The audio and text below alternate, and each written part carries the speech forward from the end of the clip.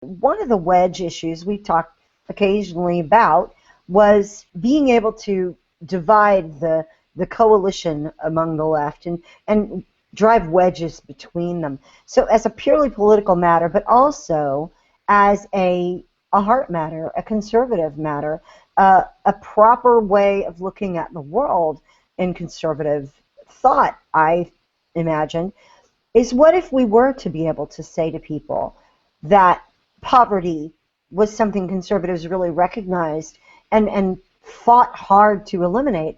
It goes back to Arthur Brooks and the social justice agenda for conservatives and some of those pieces that have informed us that people can find in our resource list on FRN. There's a lot of stuff there about poverty. But what if we could say, we'd be happy to deal with amnesty as an issue and finding work for people who come here disadvantaged and whatever, after we have dealt with the severe problem of people in our inner cities who are suffering from serious poverty. And I looked at some statistics and I started to see a pattern here. Just from the beginning of my article, the U.S. unemployment rate is now at a 7-year low. Okay, so yay, the Obama economy and the administration that was touting this Obama economy as being a great recovery. But when you look below the surface, the unemployment rate for blacks was 12%. The official, the figures that they've been able to determine, 12% in February 2014, compared with 5.8% for whites. And that's from the National Urban League. Unemployment rate among blacks 18 to 29 is 22.1% from Generation Opportunity. The declining labor participation rate has meant that 1.7 million young adults are not counted as unemployed even though they can't find work. The U.S. population grew between 2008 and 2015 by 16.8 million people. That's 5.5% increase in population. But that was not due to an increase in birth rate because the birth rate was flat. And not only that, there were, quote unquote, 17 million jobs added during that same period, but there's no increase in employment, real employment, because if you had 16.8 million people coming in, you had 17 million jobs that people have taken, net, you're doing nothing. And so I thought conservatives who really got serious about dealing with poverty, and I'm talking about maybe using some of the current programs and attempting to get in there and restructure them and frame it from the way of, we have to get serious aid from, dealing with education and jobs and job training into the inner cities in a big way, something along the lines of what Paul Ryan's been talking about. If we talk about those things, it is far easier for us, because there's lots of support for it, to intelligently and strongly advocate against the executive amnesty business and to put President Obama in the position of saying to people in the inner cities, to urban blacks, that he doesn't care about them, and they've recognized that he doesn't care about them as much as he cares about flooding jobs, or flooding new people in for low-wage work and jobs that they will take that could go to these people in the inner cities. I think it's a very calculated move that we could make, but it would also be one that would strengthen the anti-executive amnesty argument. Well, we'd have to do two parts, both of them that you mentioned. I mean, the first one is very simple. Tell people, look, every nation has its leaders that represent it. Our leaders have to represent us.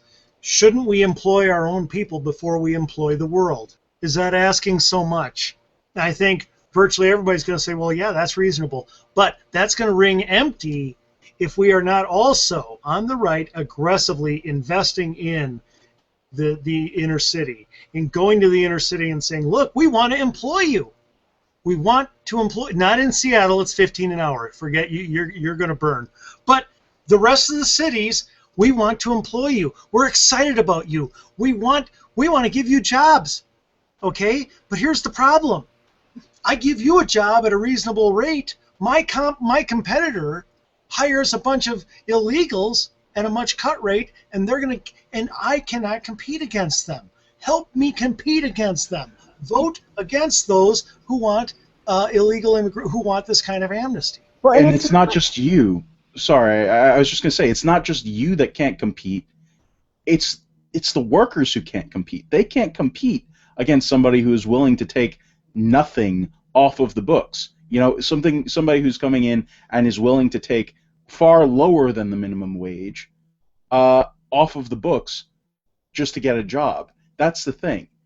It's not just that it's bad for competition, that somebody who wants to employ an American versus an illegal, it's going to be tough for their business. But it is impossible for a American worker to take the kind of cuts in pay that an illegal immigrant would be able to get. It just doesn't happen when your employment is on the books. When it's a legitimate employment, it doesn't happen.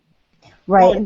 The thing I wanted to bring up too about this is conservatives have been saying for years that the entitlement system is broken. It is. Welfare is broken. It is.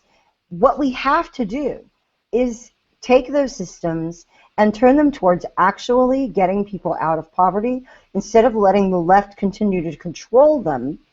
And that means we can't do away with them very quickly. We have to phase them out over time. We can't throw them to the wolves and have nothing to catch them with. And that means going into the schools and doubling our efforts on education, not doubling our spending, but doubling our efforts. It means going in and providing job training for people who may not have had that educational base. We're looking at communities that for 60 plus years have had dependency agendas by the people who've run those cities, and gimmies and corruption and all of that stuff. And their schools are a wreck, and their political systems are a wreck, but it's all they've heard because our voices haven't been there.